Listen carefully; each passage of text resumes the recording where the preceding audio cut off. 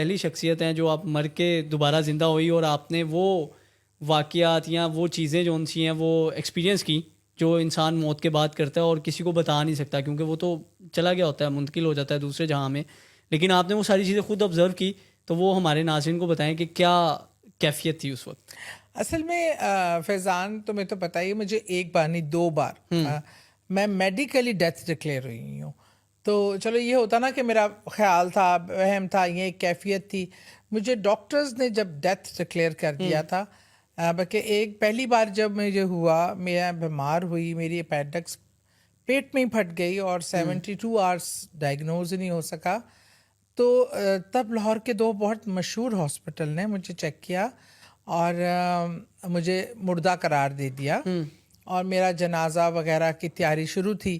ابو نے کراچی سے آنا تھا، تو میری ہر کہانی میں میرے ابو کا آپ کو کنیکشن ساتھ بڑا ضروری ملے گا. اللہ تعالیٰ نے ہمیں ایک دوسرے کے لیے بنایا ہی، میرے والد سے میری جو اٹیچمنٹ ہے. بہرحال وہ ہوا کیا کہ اب میت رکھی ہے، اب سب بیٹھے رو دھو رہے ہیں، اب انتظار ہو رہا ہے کہ والد صاحب آئیں گے تو لے کے جنازہ وغیرہ ہوگا.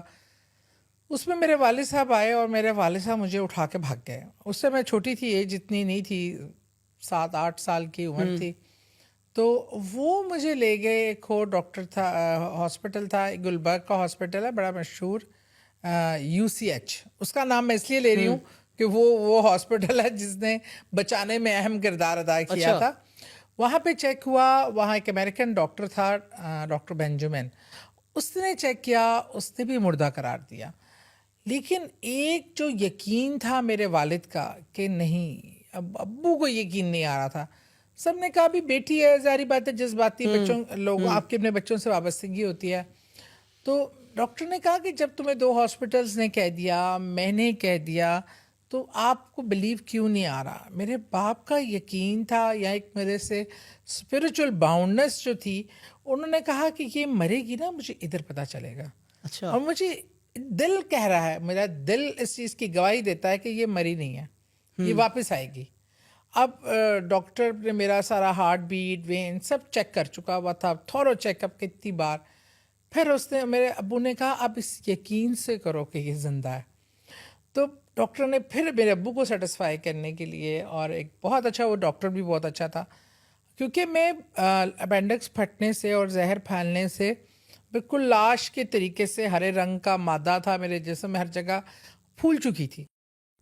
ڈاکٹر نے جب بہت ڈیپلی، بہت اس ٹائم شاید اتنے لیٹسٹ طریقے بھی اتنے سال پہلے نہیں ہوں گے، دیکھا تو ان کو ڈیپ ڈاؤن کہیں بیٹ، پلس کی بیٹ نہ فیل ہوئی ہے.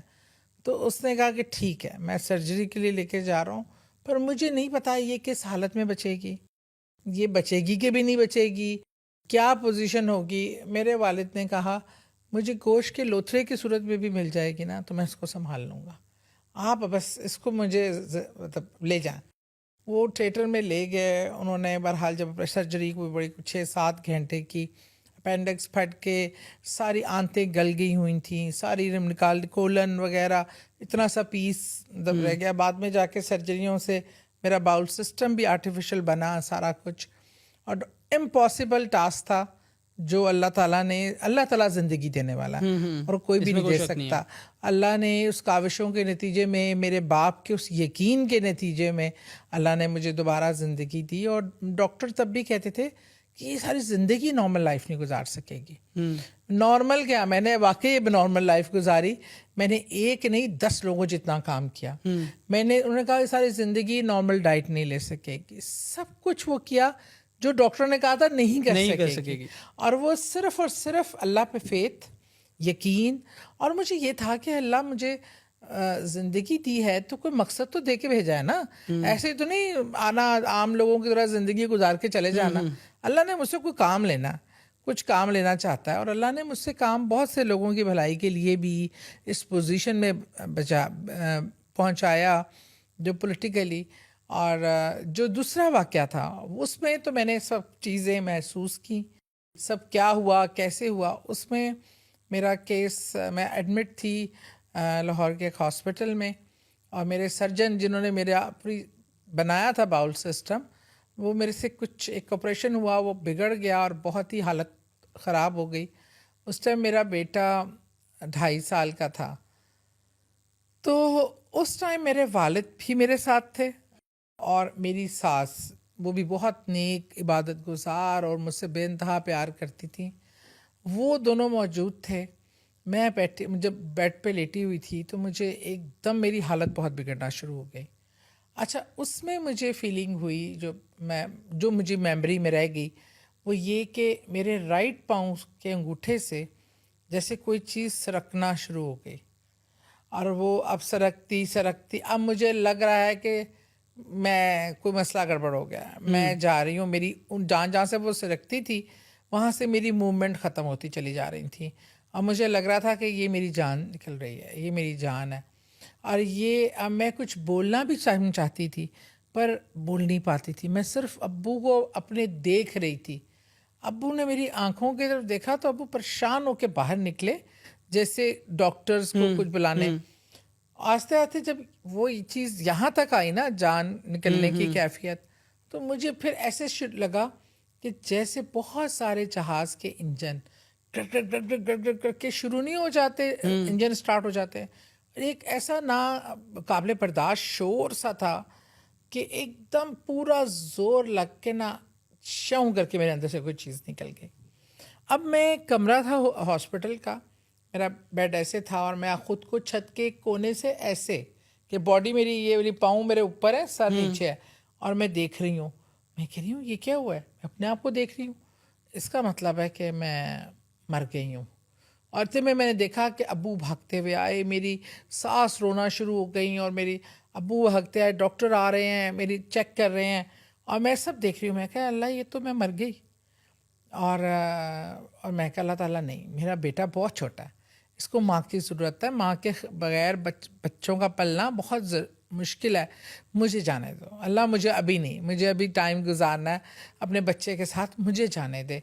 अब मैं अल्लाह को मुखातिब रही हूँ, मुझे लग रहा है मेरे साथ प्रेजेंस फील कर रही हूँ, लेकिन मुखातिब मैं अल्लाह ताला को कर रही हूँ, अल्लाह मुझे जाने दे।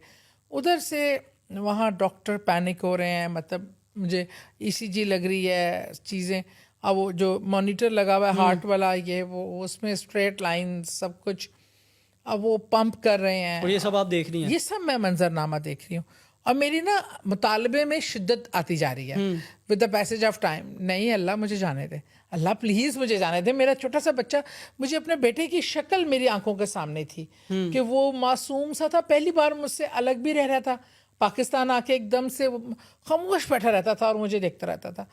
और मैं कह रही नहीं अल्लाह, मेरा बच्चा नहीं मेरे बगैर रह सकता। और बस अल्लाह ताला को है, कुछ जब रहम आ जाए अल्लाह, तो अल्लाह गफूर रहीम है। और उस वक़्त इलेक्ट्रिक शॉक लेके आए डॉक्टर्स, मशीन आई, वो उन्होंने मुझे एक शॉक दिया बड़ी, इधर से मेरा जो ज़ोर था ना वो बढ़ गया, मुझे उठना है अल्लाह मियाँ, मुझे उठना है।